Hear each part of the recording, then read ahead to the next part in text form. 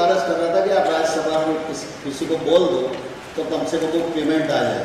अब आप सोचो, एक अस्पताल में 150-200 करोड़ रुपए का लाभ हो रहा है और कई दिक्कतें भी आ गई।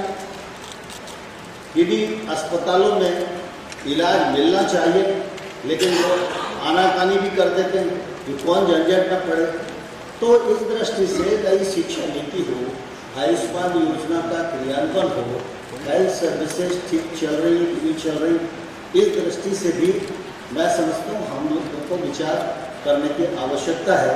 यद्यपि इन विषयों से संबंधित समिति नहीं है, लेकिन मैं प्रधान सचिव जी को कहूँगा वो नियम समिति से विचार करके और इस दिशा में विचार करें कि इसके लिए हम समिति का निर्माण करें और हमारे मेंबर सब जगह भ्रमण करें, अस्पतालों में जाएं, पेशेंट से बात करें, डॉक्टर से बात करें, क्या कठिनाई आ रही है, उसके बाद वो प्रतिवेदन दें। तो राज्य सरकार को प्रतिबंध दे के हम सुधार करवाएं तो निश्चित रूप से आम गरीब आदमी के हित में हमारी समिति की भूमिका होगी। इसी प्रकार से आपको ध्यान है कि पहले हमारे यहाँ दंड संहिता होती और उसी से देश पूरा चलता था। अब उसमें एक बड़ा भारी परिवर्तन आया।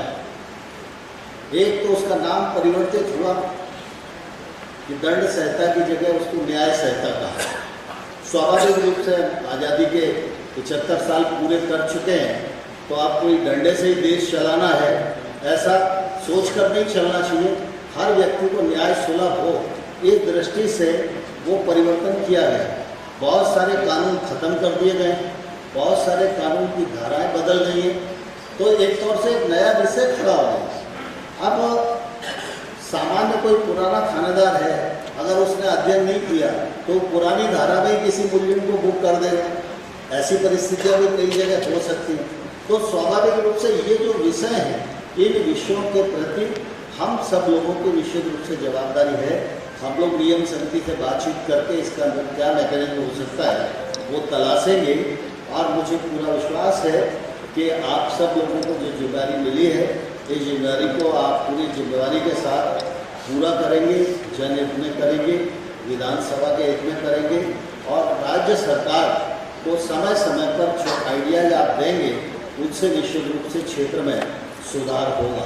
एक मैं आग्रह आप सब लोगों को और करना चाहता हूँ कि जैसे अजय बिश्नोई जी हैं, हमारे सीनियर मेंबर हैं, मंत्री भी रहे, वो अपनी समिति के सदस्यों को उन्होंने आज ही 4 बजे बुलाया और आज ही कहा कि हम आज के दिन ही शुरुआत हो रही है, आज के दिन ही हम पहली बैठक करेंगे। लेकिन बहुत सारे ऐसे मेंबर हैं जो अभी नहीं बुला पाए होंगे, तो मेरा आग्रह है कि आज हम सब लोग यहाँ आए हैं, यहाँ विधानसभा के अधिकारियों से मिलकर हम अपने मेंबर भी यहाँ उपस्थित हैं, उनकी सूची भी ले लें, उनसे बात भी कर लें और आज और कल में हम अपनी डेट तय कर लें और उसका नोटिस निकलवा के ही हम अपने घर को जाएं और पहले 15 दिन में हमारी हर समिति की बैठक हो जाना चाहिए और हर समिति की बैठक 15 दिन तक पहले हो जाएगी तो आगे का एजेंडा तैयार हो जाएगा, आपकी ठीक प्रकार से ब्रीफिंग हो जाएगी, समिति आपको समझ में आ जाएगी और हमारी जो कार्यपालिका के अधिकारी हैं उनका किस प्रकार से हमको बात करना है, किस प्रकार के विषय आते हैं, वो सारी की सारी ब्रीफिंग पहली समिति की बैठक में हो जाएगी। उसका लाभ आपको भविष्य में मिलेगा। और दूसरा मेरा आग्रह यह भी है कि आप सब लोग अपने अपने विभाग की दृष्टि से पूरे प्रदेश में भ्रमण भी कर सकते हैं। तो इसलिए पहले अपनी समिति को सक्षम बनाओ, अपनी उपलब्धियों को इकट्ठा करो, फिर उसके बाद आप प्रवास भी बनाओ। मुझे ध्यान है पहले कई विधायक थे, वो सचेजा जी यहाँ बैठे हैं, ये लोग मुझे प्रदेश में प्रवास करते हुए मिल जाते थे कि आप समिति आई है विधानसभा में। तो अभी अब दुनिया में तो घूमने के लिए कोशिश करते हैं,